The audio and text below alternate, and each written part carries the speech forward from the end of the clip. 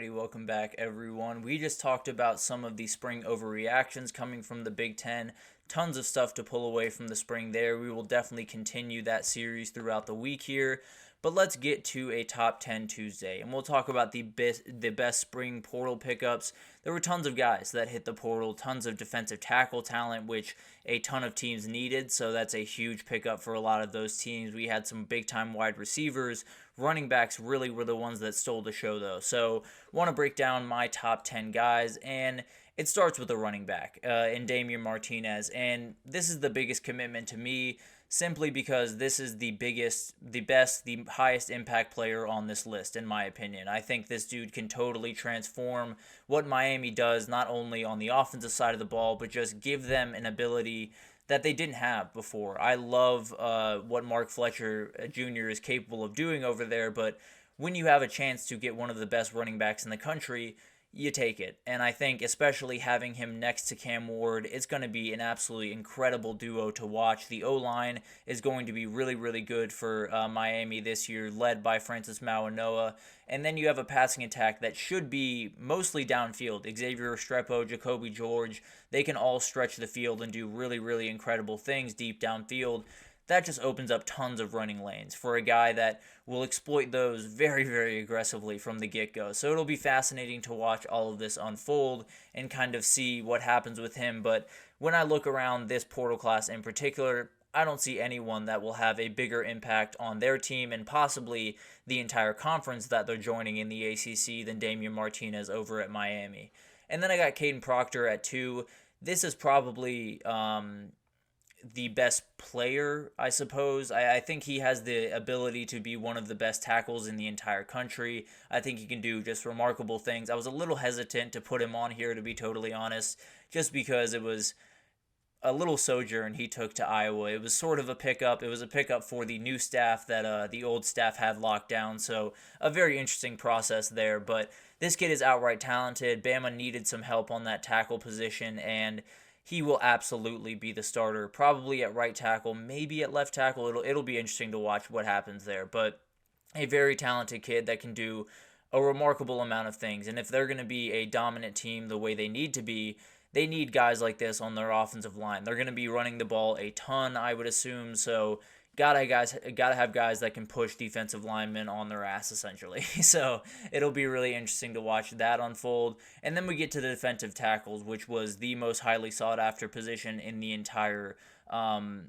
portal class this last cycle, and Dominic Williams, in my opinion, was the best of the bunch. I think Oklahoma especially needed some players on the interior of that defensive line. They also added Jermaine Lowell from Louisville, so they did plenty of work there. But Dominic Williams is a guy that I think has the ability to play on Sundays in the future. I think he could be an all SEC level guy this upcoming year.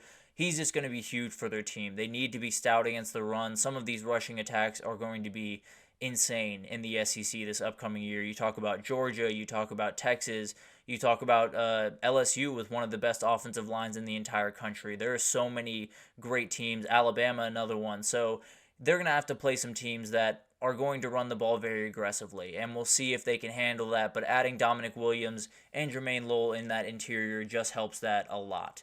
Then at 4, I have Keandre Lambert-Smith, the wide receiver that came from Penn State over to Auburn, and this one is a little bit more of a, I just think this guy makes the wide receiver room over at Auburn just make a little bit more sense. I think they have plenty of talent in that room, but the two headliners in that room are Cam Coleman, obviously, who had an incredible spring, and then you have Perry Thompson, who might just got onto campus, might be getting onto campus here pretty soon. But both those guys are freshmen, and you can only put so much on the shoulders of freshmen. So I think bringing in someone like Keandre Lambert-Smith, who led Penn State in receiving a year ago, was one of the biggest players for them, and has a lot of really good football behind him, I think it just really helps Peyton Thorne. It really helps this passing offense to fill in the gaps. I think Cam Coleman is going to be remarkably talented. I think Perry Thompson is going to be great. But they're going to make freshman mistakes. They're going to have a couple of drops here and there. They're going to make some mistakes that are going to be a little bit frustrating. But I do think adding Keandre Lambert-Smith makes this just a more cohesive group. I think it makes it make more sense. I think it gives Cam Coleman and Perry Thompson an older guy to learn from and to kind of gain knowledge from. So I think it makes a ton of sense for both sides, not only on the football field, but off it as well.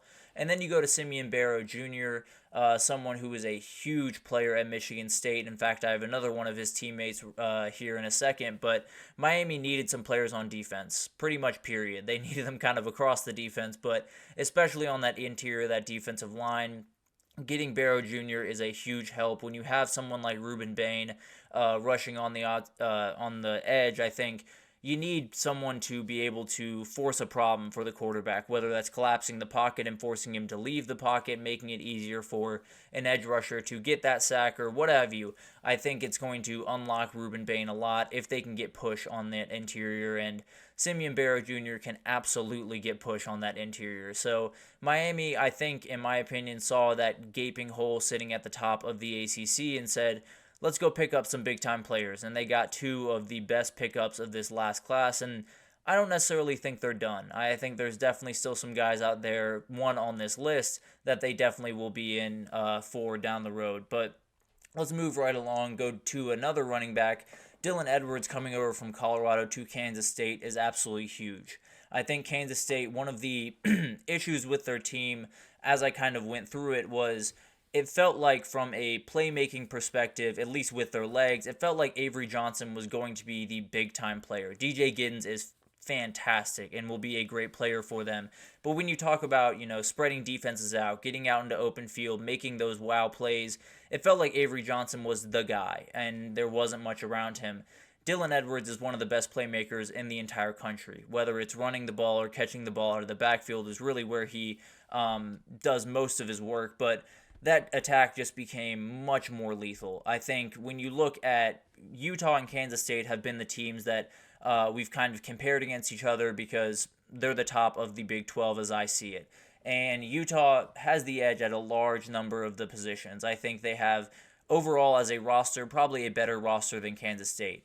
But there's a real argument to be made that Kansas State has the two best playmakers between those two teams. When you talk about Avery Johnson and you talk about Dylan Edwards, they can do things on the football field that, frankly, no one on Utah can do. So it'll be fascinating to watch that unfold if that game ends up happening in Arlington, as I kind of expect it to happen. But we'll see what happens there. I think it'll be really, really interesting. And then we talked about another Michigan State guy, that is Derek Harmon, someone that has committed to Oregon.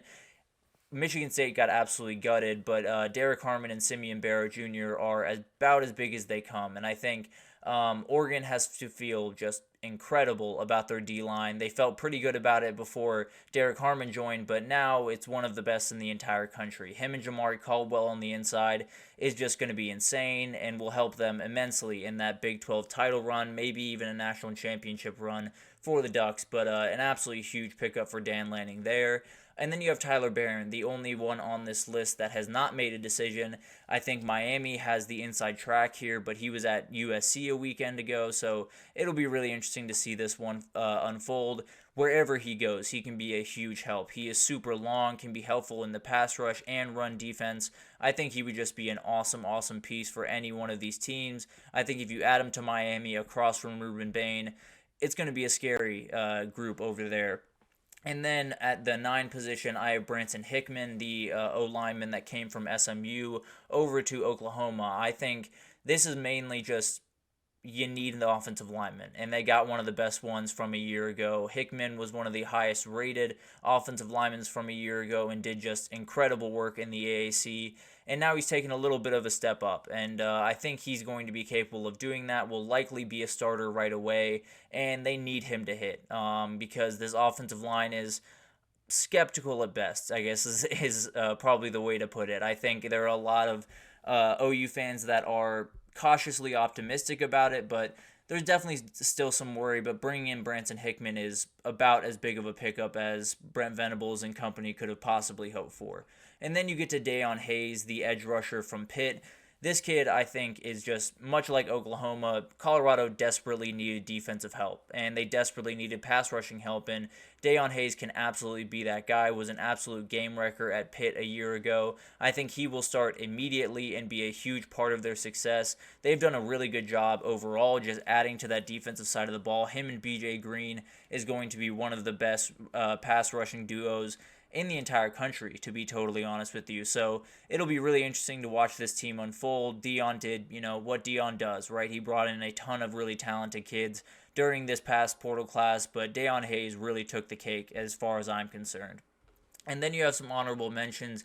Jason Zandamela absolutely could have been on this list, but not exactly sure what his role is going to be this year. He could be a starter, he could not be, not exactly sure there. Peyton Woodyard is going to be a very, very talented kid. I don't know what his role is this year. Kind of the same thing as Jason Zandamela, but the kid is outright talented, and no matter what, he is going to make an impact for Oregon at some point. Then you have Jacoby Matthews, who's still sitting out there. It sounds like Washington and Colorado are still very much in contact, but I haven't heard a ton over the last couple of days about him. And then Elijah Badger is going to be huge for wherever he ends up. I think it's going to be Florida. He's kind of in between Florida and Arizona. He did visit Washington, but it doesn't seem like they're going to be in on this kid, so whoever picks him up is going to absolutely love him. I would lean Florida, but you never know, right?